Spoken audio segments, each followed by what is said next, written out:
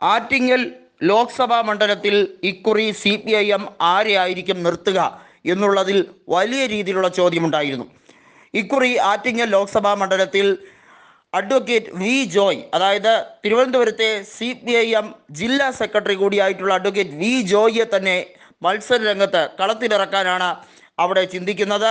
ആറ്റിങ്ങൽ ലോക്സഭാ മണ്ഡലത്തിൻ്റെ ഒരു കൃത്യമായിട്ടുള്ള geographical pattern നോക്കിയാൽ അറിയാൻ പറ്റുന്നത് അവിടെയുള്ള സ്ഥാനാർത്ഥികൾ കൂടുതലായും ഈഴവ സമുദായത്തിൽ നിന്നുള്ള അംഗങ്ങളാണ് അവിടെ മത്സര രംഗത്ത് ഉണ്ടായിരുന്നത്. നേരത്തെ ആറ്റിങ്ങലിൽ ഏറെ തവണ വിജയിച്ചിട്ടുള്ളത് വർക്കല രാധാകൃഷ്ണനും അഡ്വക്കേറ്റ് A സമ്പത്തുമാണ്. പിന്നെ കോൺഗ്രസിനകത്തു നിന്നും ജയിച്ചിട്ടുള്ളത് എന്ന് പറയുന്നത് തലേക്കുന്നിൽ ബഷീറാണ്.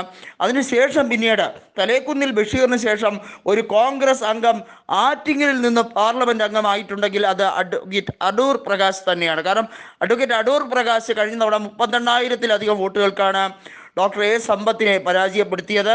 അങ്ങനെ നിലനിർത്തുന്ന ഈ കോൺഗ്രസിൻ്റെ മണ്ഡലം തിരിച്ചു പിടിക്കാൻ തന്നെയാണ് CPIM ഉറപ്പിച്ചിരിക്കുന്നത്. വി ജോയിയിലൂടെ തിരികെ പിടിക്കാനുള്ള സർവ്വസന്നാഹങ്ങളും ഒരുക്കി കഴിഞ്ഞിരിക്കുകയാണ്.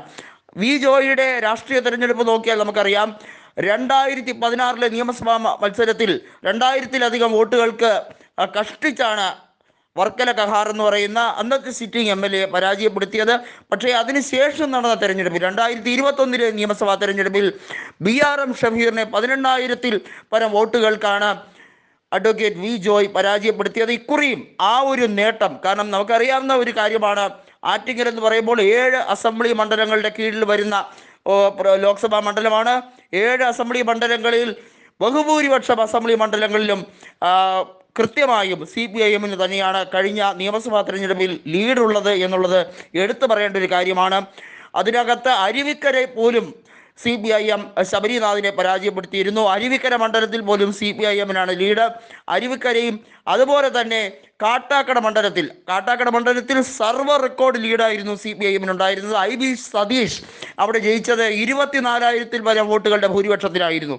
അതുകൊണ്ട് തന്നെ ഇക്കുറി ഒരു ഭയവും വേണ്ട എന്നുള്ള രീതിയിലേക്കാണ്. കാരണം കഴിഞ്ഞ നിയമസഭയിലെ കണക്കെടുത്ത് നോക്കിയാൽ ലോക്സഭാ തെരഞ്ഞെടുപ്പിൽ അത് ആവർത്തിക്കപ്പെടുന്ന ഒരു സാഹചര്യത്തിലേക്ക് വന്നാൽ 1.5 ലക്ഷം വോട്ടിൻ്റെ വരെ ലീഡ് ഉറപ്പിക്കാൻ കഴിയും. അഡ്വക്കേറ്റ് വി ജോയ് 1.5 ലക്ഷത്തിലേക്കധികം വോട്ടുകൾക്ക് പരാജയപ്പെടുത്താൻ, കോൺഗ്രസിൻ്റെ അടൂർ പ്രകാശിനെ പരാജയപ്പെടുത്താൻ കെൽപ്പുള്ള നേതാവാണ് എന്നുള്ളത് കൃത്യമായും കോൺഗ്രസ്സുകാർക്ക് നന്നായി അറിയാം.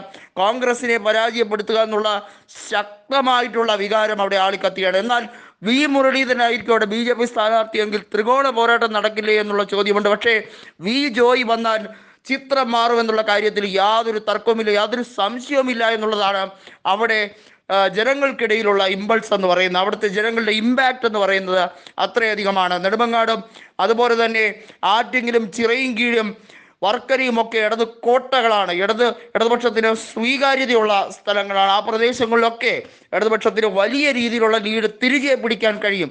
കഴിഞ്ഞ ലോക്സഭാ തെരഞ്ഞെടുപ്പിൽ നെടുമങ്ങാട് ഒഴികെ ബാക്കി എല്ലാ ലോക്സഭാ മണ്ഡലങ്ങളിലും ഇടതുപക്ഷം പിന്നിലായിരുന്നു എന്നുള്ളത് എടുത്തു പറയേണ്ട ഒരു കാര്യമാണ്. ആറ്റിങ്ങലിൽ പോലും 10,000 വോട്ടിൻ്റെ ലീഡ് അടൂർ പ്രകാശ് അത്ഭുതകരമായി നേടിയത് എടുത്തു പറയേണ്ട ഒരു കാര്യമാണ്. പക്ഷേ ഇക്കുറി അത് ആവർത്തിക്കത്തില്ല.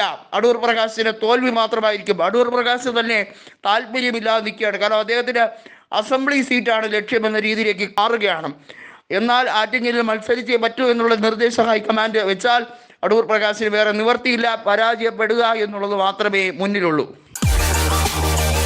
കൂടുതൽ വാർത്തകൾക്കും വാർത്തകളിലെ വസ്തുതകൾക്കും ഈ ചാനൽ സബ്സ്ക്രൈബ് ചെയ്ത് ഫോളോ ചെയ്യുക.